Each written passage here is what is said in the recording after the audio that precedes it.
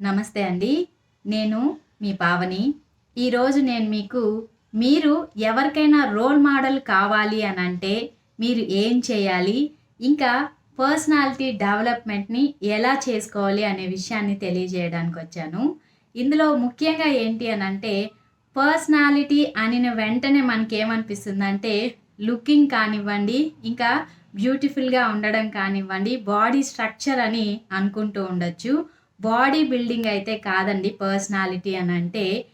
మనకి ఏదైనా unique behaviour కానివ్వండి, యూనిక్ క్యారెక్టరిస్టిక్స్ కానివ్వండి, మనం చేసేటటువంటి బిహేవియర్ యూనిక్‌గా ఉండడాన్ని మాత్రమే పర్సనాలిటీ అని అంటారు. అది ఎలా ఉండాలి అనంటే, అందరూ నచ్చేదిగా, అందరూ మెచ్చేదిగా ఉండాలి అన్నమాట. దానికోసం చేయవలసినటువంటి చిన్న చిన్న టిప్స్‌ని నేను మీకు ఈరోజు చెప్తాను. మీ అందరి డైలీ లైఫ్‌లో చాలా ఉపయోగపడుతుంది. ముఖ్యంగా పిల్లలకి కానివ్వండి, ఇంకా వర్క్‌కి ఎళ్ళేటటువంటి వాళ్ళకి కానివ్వండి, జాబ్ ట్రయల్స్‌లో ఉండే వాళ్ళకి కానివ్వండి, అందరికీ ఉపయోగపడుతుంది. ఈ వీడియోని ఎక్కడ స్కిప్ చేయకుండా పూర్తిగా చూడండి. మీ అందరికీ చాలా ఉపయోగపడుతుంది. మనం మామూలుగా ఎటువంటి వాళ్ళని ఇష్టపడతాము? ఎవరైతే మంచి స్కిల్స్ ఉండే వాళ్ళు ఉంటారో, ఇంకా ఎవరైతే పక్క వాళ్ళని ఇంప్రెస్ చేస్తూ ఉంటారో, వీళ్ళని చూసి అబ్బా! వీళ్ళెంత బాగా చెప్తున్నారు, ఎంత బాగా బిహేవ్ చేస్తున్నారు, ఎలా ప్రవర్తిస్తున్నారు, ఏ సిట్యుయేషన్‌లో ఎలా ఉన్నారు అనే విషయాన్ని చూసిన వెంటనే ఇలా ఉంటే బావుండు అని అనిపిస్తుంది కదా! సో, అలాగా మీరు కూడా రోల్ మోడల్ లాగా మారాలి అనంటే ఎలా ఉండాలి? మిమ్మల్ని అందరూ రోల్ మోడల్ తీసుకోవడానికి కావాల్సిన క్యారెక్టర్స్ ఏంటి? యూనిక్‌గా కనిపించాలంటే మీరేం చేయాలి అనే విషయం చెప్తాను. మిమ్మల్ని ఎవరైనా ఇన్‌స్పిరేషన్‌గా తీసుకోవాలి, ఇంకా మిమ్మల్ని అడ్మైర్ చేయాలి, మిమ్మల్ని రోల్ మోడల్‌గా తీసుకోవాలి అనంటే ఈ 5 టిప్స్‌ని మీరు పాటించండి. చాలా బాగుంటుంది. ఫస్ట్ థింగ్ ఏంటి అనంటే ఇంప్రూవ్ యువర్ పర్సనాలిటీ. పర్సనాలిటీ అనంటే క్యారెక్టర్స్, తర్వాత ఆర్గనైజ్డ్ థాట్స్ ప్యాటర్న్స్ ఉండాలి. ఇంకా ఇవన్నీ మనల్ని యూనిక్ పర్సన్‌గా నిలబడతాయి. సో, ఇలా ఆలోచించేటప్పుడు మెచ్యూరిటీ ఉండాలి. మెచ్యూరిటీ ఉండాలి. ఇంకా అదర్స్ సైకాలజీ ఏంటి అని చెప్పి మనం అనలైజ్ చేయగలగాలన్నమాట. సో, ఇందుకోసం ఏం చేయాలి అనంటే పక్క వాళ్ళని అనలైజ్ చేయడానికి కొన్ని సైకలాజికల్ టిప్స్‌ని మనము తెలుసుకోవాలి. ఇలాంటివి నా వీడియోలో కూడా ఉన్నాయి. ఒకసారి చెక్ చేయండి. ఇలా అదర్స్ మైండ్ సెట్‌ని తెలుసుకొని మనం మలుచుకున్నట్లయితే మనల్ని మనము పర్సనాలిటీ డెవలప్‌మెంట్‌ని చేసుకోవచ్చు. సో, ఇదేంటి అనంటే క్యారెక్టర్స్ కానివ్వండి, బిహేవియర్ ప్యాటర్న్స్ కానివ్వండి, వాటన్నిటిలో కూడా మార్పు రావాలి. సెల్ఫ్ ఎడ్యుకేషన్ అన్నది కూడా మనకి ఈ పర్సనాలిటీ డెవలప్‌మెంట్‌లో చాలా బాగా ఉపయోగపడుతుంది. అంటే ఎలా కూర్చోవాలి, ఎలా నడవాలి, ఎలాగ ఇంటర్వ్యూకి ప్రిపేర్ అవ్వాలి, ఇంటర్వ్యూయర్‌తో మనము ఎలా మాట్లాడాలి, మన వే ఆఫ్ టాకింగ్ కానివ్వండి, మన చూపులు కానివ్వండి, వే ఆఫ్ మన ప్రజెంటేషన్ మొత్తము కూడా దీనిపైన ఆధారపడి ఉంటుంది. సో, వాటన్నిటిని చూసి మీ యూనిక్ బిహేవియర్‌ని వాళ్ళు అనలైజ్ చేసి మీ ప్యాటర్న్ ఆఫ్ పర్సనాలిటీ ఎలా ఉంది అని చెప్పి మిమ్మల్ని గుర్తించడం జరుగుతుంది. సెకండ్ థింగ్ ఏంటి అనంటే లెర్న్ ఇంగ్లీష్. ఇంకా మన మదర్ టంగ్ వదిలేయాలా అని అడగొచ్చు. అలా కాదండి. మన మదర్ టంగు తెలిసినంత వరకు మన సర్కిల్ ఎంతవరకు పెంచుకోగలుగుతామంటే మన స్టేట్ వరకు మాత్రమే మన సర్కిల్‌ని ఉంచుకోగలుగుతాము.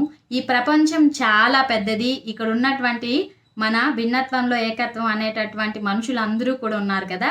సో, వాళ్ళందరితోటి మనం కమ్యూనికేట్ అవ్వాలి అనంటే ఖచ్చితంగా మనకి ఇంగ్లీష్ వచ్చుండాలి. సో, అందుకోసం అని చెప్పి డైలీ లైఫ్‌లో యూజ్ చేసేటటువంటి చిన్న చిన్న వర్డ్స్ అన్నిటిని ఫస్ట్ స్టార్ట్ చేస్తూ రండి. చాటింగ్‌లో తెలుగు టు ఇంగ్లీష్ ట్రాన్స్‌లేట్ చేసి చేయకుండా ఇంగ్లీష్‌ని ఇంగ్లీష్ లాగా చేయడానికి ట్రై చేయండి. షార్ట్ కట్స్‌ని తగ్గించండి. ఇప్పటి కాలంలో పిల్లలు షార్ట్ కట్స్‌కి అలవాటు పడిపోయి వేర్ ఆర్ యూ అని రాయడానికి కూడా ఎగ్జామ్స్‌లో ఏవైనా రాయాలి అనంటే డబ్ల్యూఆర్‌ని యూజ్ చేయడం, యూ అంటే వైవయూకి ఇన్‌స్టెడ్‌గా యూని మాత్రమే యూజ్ చేయడం లాంటివి జరుగుతున్నాయి. ఇలాంటి తప్పులు ఎప్పుడూ చేయకండి. ఇంగ్లీష్‌ని ప్రాపర్ ఇంగ్లీష్ నేర్చుకోవడానికి ప్రయత్నించండి. చిన్న చిన్న టిప్స్ పాటించి ఈజీగా మీరు ఇంగ్లీష్ నేర్చుకోవచ్చు. ఇంకా మూడవది ఏంటి అనంటే learn public speaking. Public speaking ఏమన్నా చేయండి గానీ స్టేజ్ మీద మాత్రం నేను మాట్లాడనండి. స్టేజ్ ఎక్కాలంటే నాకు భయమండి.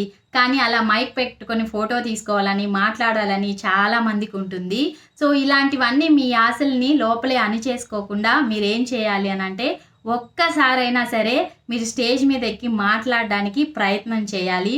ఒక మైక్ పెట్టుకొని, ఫోటో తీసుకొని, ఫ్రేమ్ కట్టించుకొని ఇంట్లో పెట్టుకొని చూస్తూ ఉండండి. మీకేమనిపిస్తుంది అని మీకు తెలియకుండానే మీ సెల్ఫ్ కాన్ఫిడెన్స్ అన్నది బిల్డ్ అవుతుంది. ఫస్ట్ మనకి స్టేజ్ ఫియర్ పోవాలి అనంటే ముందు క్లాస్ రూమ్‌లో మాట్లాడడానికి ట్రై చేయండి. టీచర్ ఏదైనా లేపి అడిగి ఇది చదువు అన్నప్పుడు ఫస్ట్ ప్రయత్నం చేయండి. ఇంకా చిన్న చిన్నగా గ్రూప్ ఆఫ్ ఫ్రెండ్స్ ఉంటారు కదా!